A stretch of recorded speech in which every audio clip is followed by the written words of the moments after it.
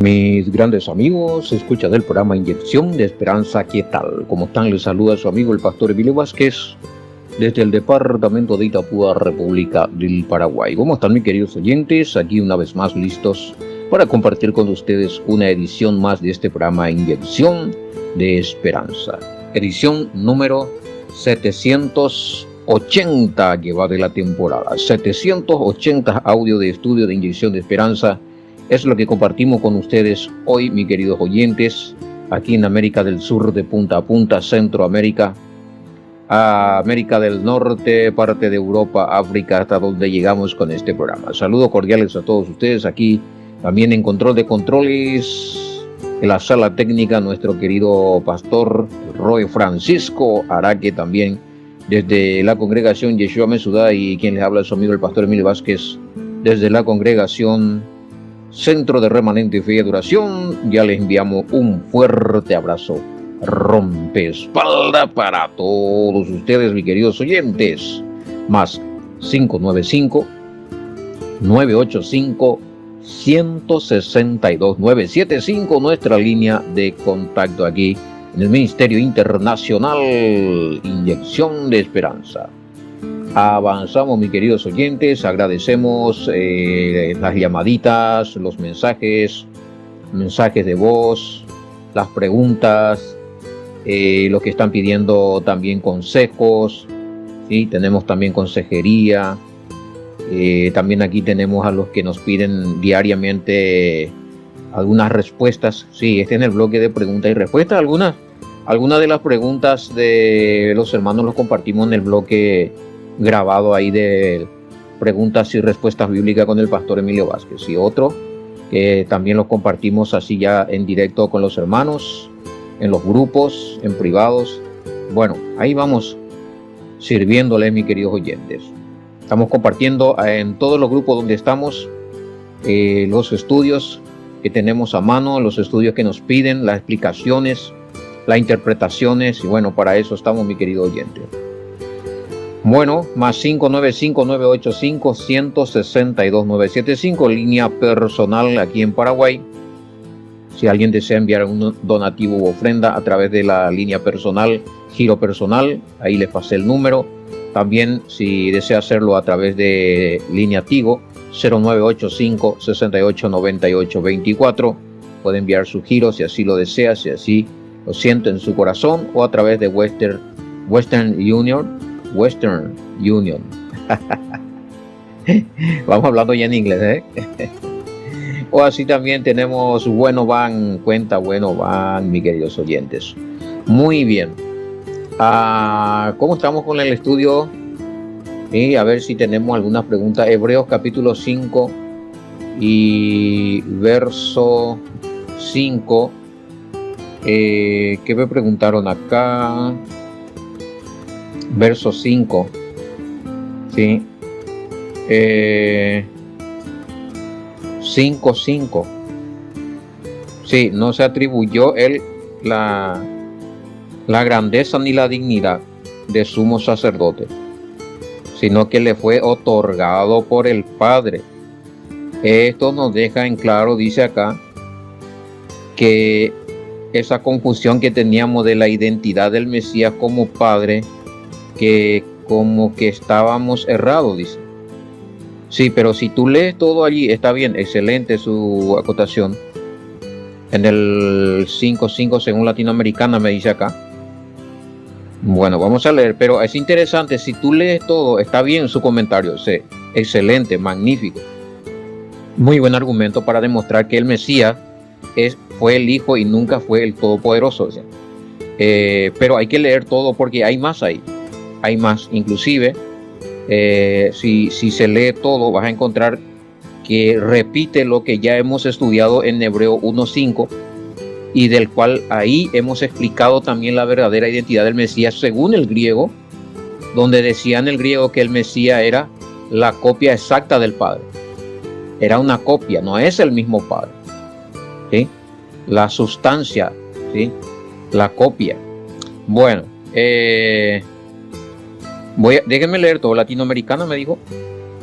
Sí, yo creo que coinciden todo con los demás A ver, sí. Bueno, aquí tengo unas cuantas ediciones, vamos a mirar. Latinoamericana 5.5. Para mí que hay que leer todo ahí porque hay más de lo que usted me dijo, mi querido oyente. Dice acá, y tampoco el Mesías se atribuyó la dignidad de sumo sacerdote, sino que se la otorgó a aquel que dice, tú eres mi hijo, yo te he engendrado hoy. O sea, aquí, hermano mío, está bien lo que tú dijiste, que si al Mesías se le atribuyó este poder sacerdotal, es porque alguien que tiene más poder se lo dio, ¿sí? Y obviamente es el Padre. Entonces el rango del Mesías como Padre queda excluido. Esa identidad del Mesías como el Padre, entonces no es excelente. Pero mira, dice, tú eres mi hijo, yo te he engendrado. Yo te he engendrado. O sea, yo soy tu progenitor, yo te creé a ti, le dice el Padre al Mesías, ¿sí? Entonces esto también, hermano mío, le descalifica al Mesías como el Padre, ¿sí? Bueno, eso nada más quería que aportar allí a tu comentario, que está excelente, por supuesto que sí, no estamos refutando, solamente le añadimos y le leemos todo lo que dice ahí. Claro, el Mesías, y otra cosa que hay que llevar en cuenta allí, ¿qué más le excluye al Mesías como Padre? Que el Padre mismo le pone al Mesías como para su servicio. O sea, el Padre le dice al Mesías, tú eres mi hijo, yo te he engendrado, y le da la autorización, la orden sacerdotal, según la orden de Melquisedec, para que el Mesías le sirva al Padre como sumo sacerdote. Esto también le descalifica al Mesías como al Padre, porque el Mesías es el sacerdote que le sirve al Padre.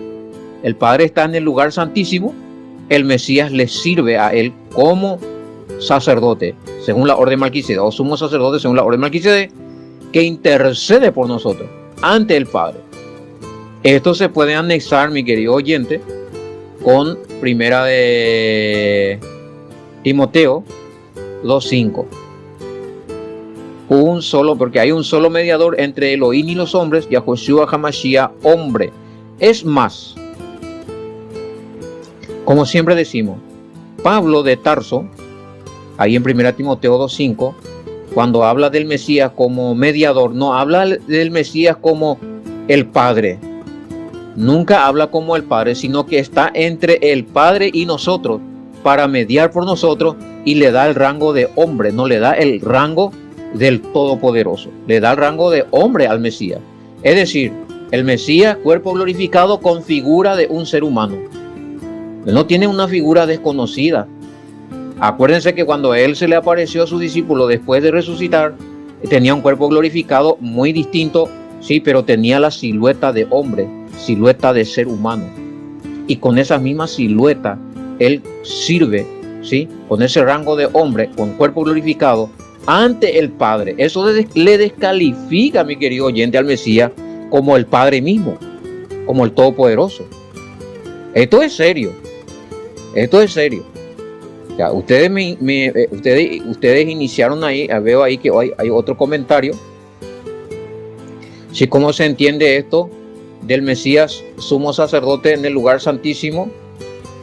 A ver, dice, ¿cómo se debe de relacionar esto con su identidad de hombre, sacerdote y mediador?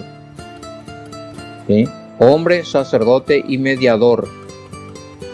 O con el título del... No, omnipotente no es. O sea, usted me puede demostrar en la Biblia, ahí ya no cuadra. Ahí los tres, ahí estábamos bien. Hombre, sacerdote y mediador.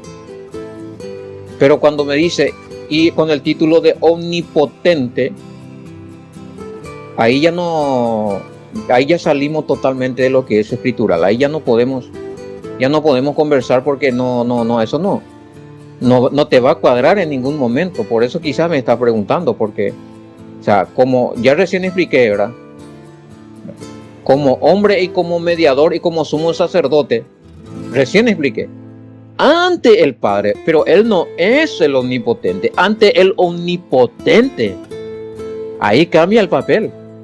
Él, como con cuerpo glorificado, con silueta de hombre, con apariencia de hombre, como se le presentó a los discípulos y a las mujeres después de resucitar, con el rango de sacerdote según la orden de Melquisedec y mediador, mediando por nosotros ante el omnipotente, mi querido oyente.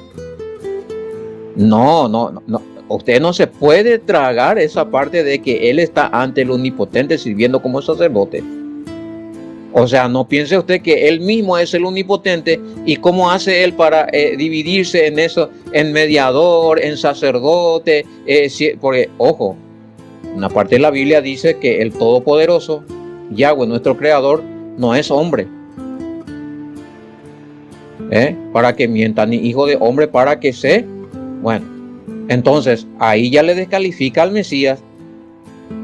O sea, ¿cómo usted no se da cuenta que cuando usted me está diciendo que el Mesías hombre tiene estos tres ministerios, estas tres identidades, pero a la vez que puede, ¿cómo se entiende esto a la vez con su papel del omnipotente? O sea, no, nunca, nadie entendió así, ni siquiera los esenios con el documento acerca del sacerdocio de Melquisedec que se encontró en Qumran, 11Q Melquisedec. O sea, y ni siquiera habla de un Mesías omnipotente, pero sí que tiene ciertas atribuciones divinas en el sentido de que perteneciente o tiene algunas atribuciones, poderes delegado por el Todopoderoso para que Él pueda defender, actuar. Pero ni siquiera en esos documentos se le menciona al Mesías como omnipotente. Siempre el Mesías es alguien con una identidad distinta al omnipotente. Nunca, ni siquiera en los documentos de Qumran, de los esenios, al Mesías Melquisedec, nunca se le igualó al Todopoderoso, al omnipotente. Gente, cuidado con estas interpretaciones.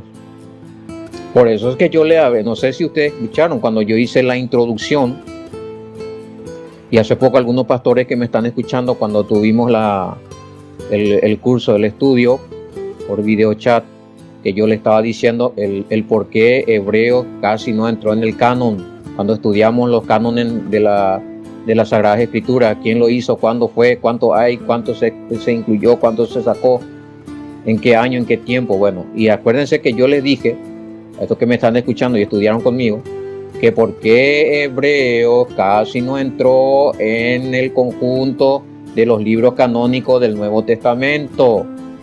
¿Por qué? ¿Sí? No era porque llegó tarde. No era porque no reunía algunas reglas para meter dentro del... No. El tema aquí es que el hebreo es antitrinitario, hermano querido. Y eso no quiere decir que hebreo sea adulterado. Si fuese adulterado, ni estaría entre los cánones del Nuevo Testamento. Nunca. Pero se presionó y se metió porque una de las reglas era que tenía que contener doctrinas no contradicientes, ¿verdad?, a los demás evangelios. Es decir, en ese tiempo, cuando Hebreo entra en el canon, estamos allá por el año 367 y 382, ¿sí? En el 382 fue en el Concilio de Roma, ¿se acuerdan? Que estudiamos. Bueno, pero antes, en el 362, ya estaba dentro del canon porque ya se fue seleccionado por Anastasio, ¿verdad? Y reunía los requisitos, ¿sí? Pero en el 382 como que parecía que iba a quedar fuera otra vez Hebreo. Porque en el 382 ya se tenía la doctrina de la Trinidad Inclusive en el 382 ya se tenía la adulteración de Mateo 28, 19, ¿sí? Y probablemente ya también la de primera de Juan 5, 7, 8 y Timoteo 3, 16. Y Hebreo vendría a ser una destapaolla, porque si tú estudias a profundidad Hebreo, echa todo por tierra esas adulteraciones. Pero fue grande la presión porque el 80% de las congregaciones creyentes en el Mesías usaba hebreo. Así que reunía los requisitos para estar en el canon, porque uno de los requisitos era que tenía que ser aprobado, aceptado por las comunidades, por los apóstoles y las comunidades, ¿sí? Y hebreo se estaba teniendo en todas las comunidades de creyentes en el Mesías. Si dejaban fuera eso, iban a tener problemas, porque se usaba mucho. Es decir, es reconocido como un libro inspirado. Y al ser reconocido como un libro inspirado y al leer hebreo y a profundizar, no se encuentra nada de la Trinidad. Que el Padre es el Mesías y que el Mesías es el Padre y que los tres son el Espíritu y los tres son uno y esto que aquello. No se encuentra allí.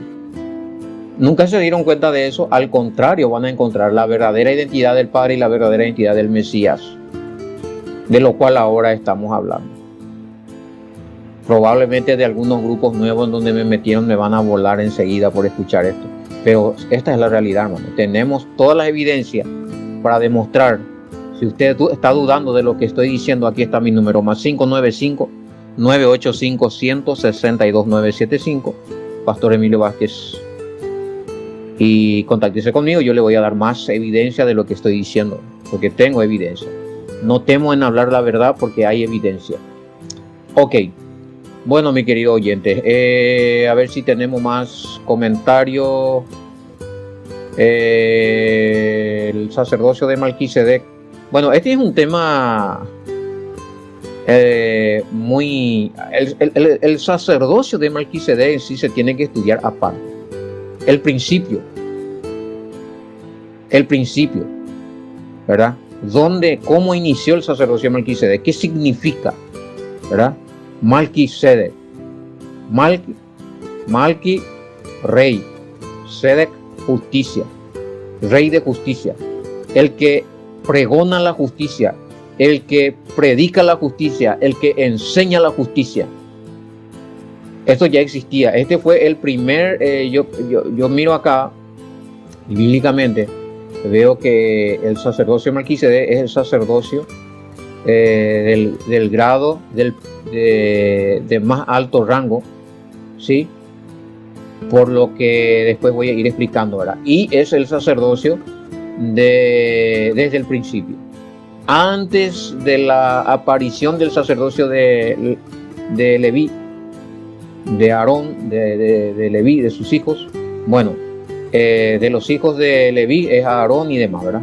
Por eso sacerdocio levita. Es demás, antes de eso, que Yahweh conceda por ley el sacerdocio aarónico o Melquisedec, ya nosotros tenemos el sacerdocio de Melquisedec. Y una de las apariciones extensivas ya, lo vemos así a simple vista, con el nombre de Melquisedec ahí en Génesis 14, 18, 20. Pero si vamos a hacer un estudio profundo, este pregonero de justicia o Melquisedec ya lo vemos también en Noé, ¿sí? Y inclusive antes empieza con Adán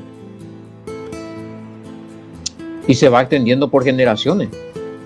Pero eso es, como le dije, es un estudio aparte que se tiene que hacer.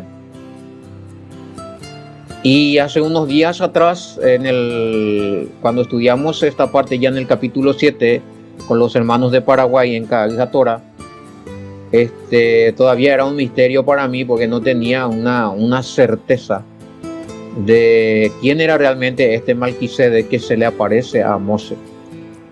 Todavía cuando eso hablábamos de un personaje misterioso.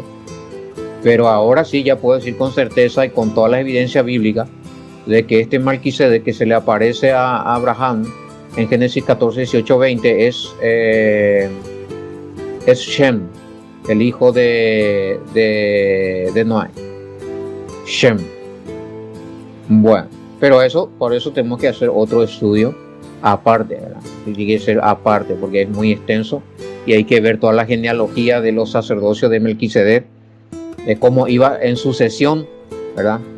De Adán hasta llegar hasta Shem, que es el sacerdote que se le aparece había sido a Abraham. ¿Sí? Bueno, a ver, 5, 6, miro más si hay comentario allí. No, eso ya habíamos dejado. No. Eso ya habíamos, cuando analizamos cuando analizamos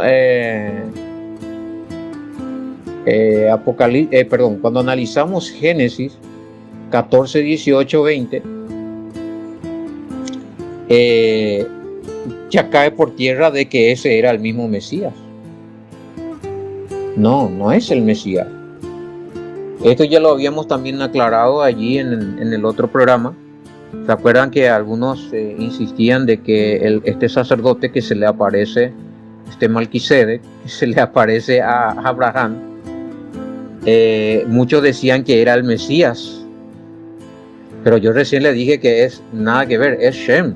Y se lo puedo comprobar, pero tenemos que hacer otro estudio. Pero vamos a Génesis, a ver si es verdad, como dicen acá.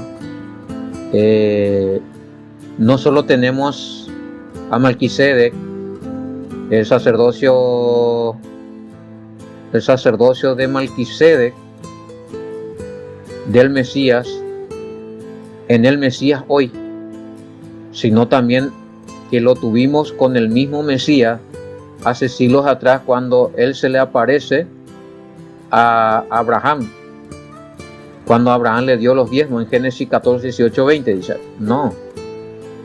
Este comentario está, por un lado, sí, el sacerdocio de Melquisedec, obviamente sí que el Mesías lo tiene ahora.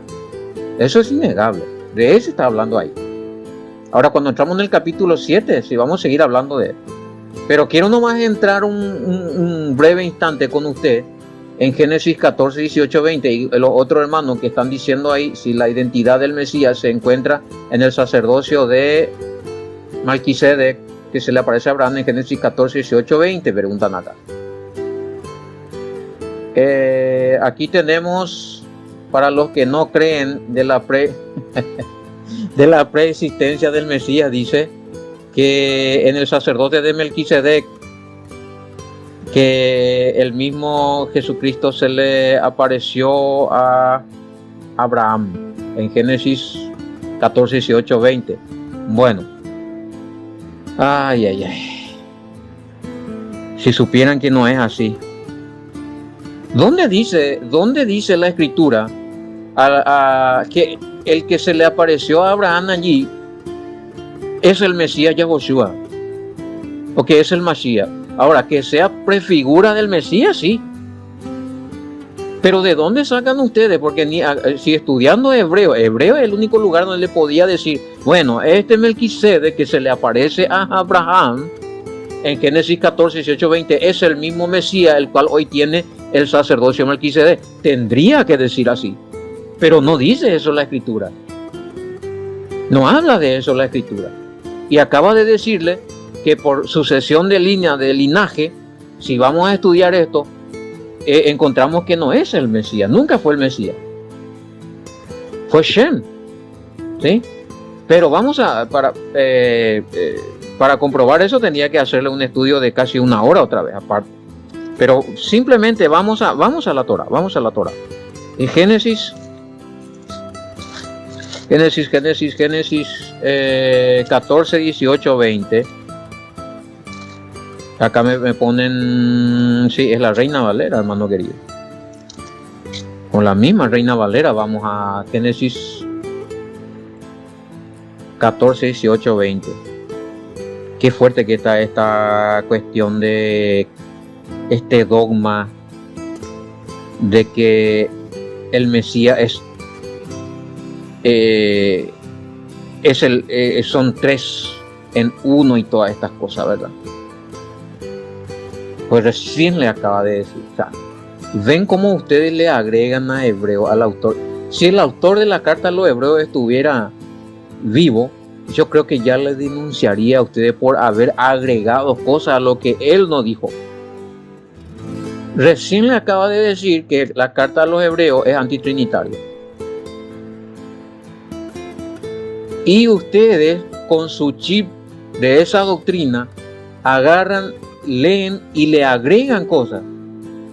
Le agregan cosas. Porque si leemos Hebreo al desnudo, al limpio, sin pelo en la lengua, un hebreo limpio, sin contaminación dogmática, no encontramos al Mesías que es el Todopoderoso, ni el Todopoderoso que es el Mesías. No encontramos eso, hermano querido. Ahí dice, cuando volvía de la derrota de Kedarlaomer y de los reyes que con él estaban, salió el rey de Sodoma a recibirlo al valle de Sabe, que es el valle del rey. Estoy leyendo la Reina Valera para que después no digan que estoy teniendo otra Biblia con... Miren, y entramos ahí donde ustedes me dicen que es el mismo Mesías que se presenta a Abraham. Dice, entonces Melquisedec, rey de Salem y sacerdote del Elohim Altísimo, sacó pan y vino. Ahora, entonces tenía que decir acá, entonces Melquisedec, sacerdote, que es el mismo Elohim Altísimo, pero acá dice que este sacerdote que salió al encuentro de Moshe, de Abraham, era un siervo, un sacerdote ¿de quién? Del Elohim Altísimo. Es decir, no es Elohim Altísimo, y tampoco hay referencia de que este sacerdote del Elohim Altísimo sea el Mesías, porque no dice que es el Mesías. No dice que es el Mesías. Entonces Melquisedec no da su nombre. El rey de Salem es un título. Y sacerdote del Altísimo sacó pan y vino. Y bendijo diciendo, bendito sea Abraham del Elohim Altísimo, creador de los cielos y de la tierra. Y bendito sea el Elohim Altísimo, que entregó tus enemigos en tu mano y le dio a Abraham los diezmos de todo. Ahora, para los que recién decía que el mismo Mesías es el omnipotente y el rey de Melquisedec, ahora hay un problema acá, porque dice que este Melquisedec, este es un siervo, un representante del Elohim Altísimo. Claramente dice que es representante del Elohim Altísimo. No es el mismo Elohim Altísimo ni Mesías Elohim Altísimo, no se habla de eso. Lo que pasa es que ustedes metieron eso en su mente, o el dogma está incrustado en el mente de ustedes. ¿Sí? Ahora, por eso es interesante conocer la identidad de cómo operaba y cómo iba por sucesión. La identidad de estos sacerdotes, que eran hombres, seres humanos. Si vamos a lo bíblico, todo lo que tenían el sacerdocio de Melquisedec, todos eran hombres, seres humanos. ¿Sí? Hombres, seres humanos. Y que por lo cual todos ellos ya murieron. ¿Sí? Porque a algunos de ellos inclusive se les nombra en Hebreo capítulo 11 y dice que ya murieron todos santos. Todos santos, varones justos. Dice que murieron y están esperando la resurrección. Estos sacerdotes de la orden de Melquisedec, que estaban en el Antiguo Testamento, eran seres humanos, hombres santos, que murieron. Ahora, lo que no muere, lo que no termina y lo que sigue vigente es la orden sacerdotal. Pero los hombres que tenían esa orden sacerdotal en el Antiguo Testamento ya murieron. ¿Sí? Ya murieron. Bueno, Hebreo 11, hay que también estudiar. Vamos a llegar, y te pueden adelantarse ya con Hebreo 11. Bueno, habiendo leído ya entonces a Génesis capítulo 14, verso 18-20, vemos allí entonces la manifestación ya de este sacerdote o de este varón que se le aparece a Moshe, a Abraham, se le aparece. Es decir, si existió antes de este sacerdote que se le aparece a Abraham, que decimos que es Shem, que tenemos prueba bíblica, si antes de él existía otro sacerdote según la orden de Melquisedec, sí, existía, y hay versículos bíblicos que es un estudio aparte que se tiene que hacer. Bueno, y que no era un ser místico inmortal. No, porque acá alguien pregunta, ¿se puede decir que el Mesías Melquisedec del Antiguo Testamento ha sido un ser místico, inmortal, o realmente existió ya el Mesías en el Antiguo Testamento? Dice. No, acá tenemos. Ahora, si usted me dice que el Mesías era este Melquisedec que se le aparece a Abraham, y usted mismo dice ahí, es un ser místico, ahí sí ya lo está mistizando. Cuando tú dices, era el Mesías, el mismo Mesías, el omnipotente que se le aparece a Abraham, ahí ya refutamos eso. Era imposible porque esto era puesto por Elohim para servirle a Elohim. O sea, no pudo haber sido Elohim en su omnipotencia ni en el Mesías apareciéndose como hombre, porque Elohim no puede ser hombre. Nunca fue hombre. Bueno,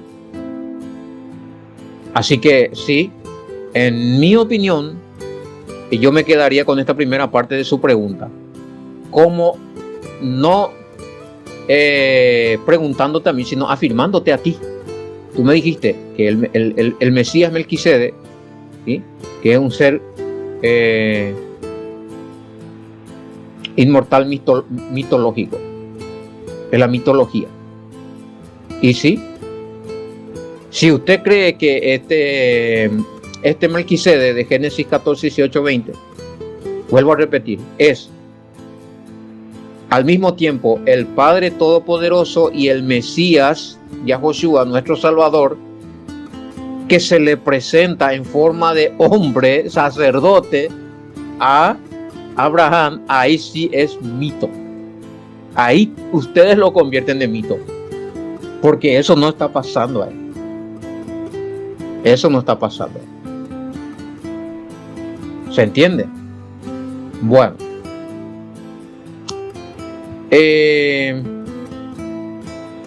5, 6 otra vez. No estoy mirando si hay algún comentario que no quiero dejar. Es extenso, muy largo los comentarios que me hacen acá, pero casi la mayoría van concordando en que todos hacen la pregunta acerca de este personaje. Bueno, ya no es misterioso, hermano querido.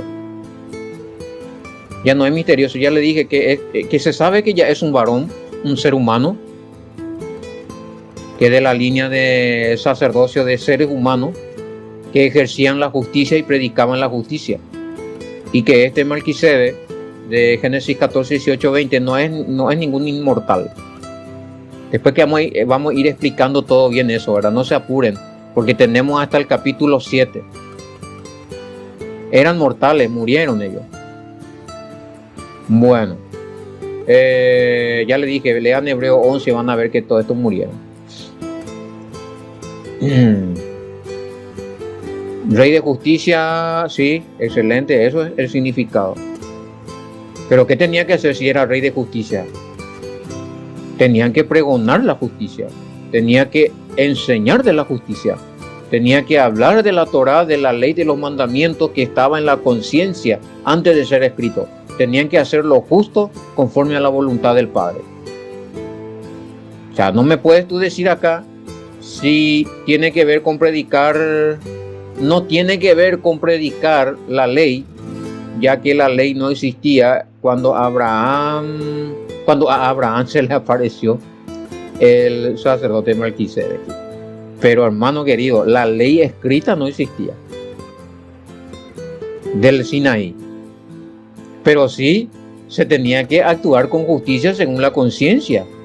Pablo lo dijo. O sea, no hacía falta que sí o sí haya ley escrita para que alguien sea justo, porque en la conciencia todos nosotros, judíos, griegos, gentiles, todas las nacionalidades, según Romanos 2, 13, 14, tenemos la ley escrita en nuestra conciencia, hermano querido. Y vamos a ser juzgados por eso. ¿Qué es lo que hacían estos sacerdotes de Yahweh, de la orden de Melquisedec?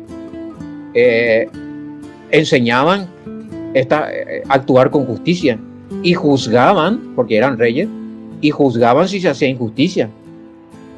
Si alguien mataba por matar, eso ya se tenía en la conciencia que no se tenía que hacer, y estos enseñaban, no tienen que hacer eso. Inclusive, si ustedes no me creen, antes de la ley escrita, de la ley de Moisés, ya existía otra ley escrita para los sumerios y demás, Babilonia, ¿sí? La ley de Hammurabi. Bueno, ustedes si buscan eso, van a encontrar que sí había leyes escritas que las otras naciones tenían ya. Y inclusive ahí es casi parecido a los mandamientos de la Biblia. Había muchas leyes parecidas. Es decir, no piensen ustedes que el mundo antiguo era muy incivilizado y no tenían ningún tipo de leyes y eran cavernícolas asesinos. Claro, habían personas que eran injustas, sí, siempre lo hubo y siempre la hay ahora. En el modernismo todavía tenemos cavernícolas que infringen la ley.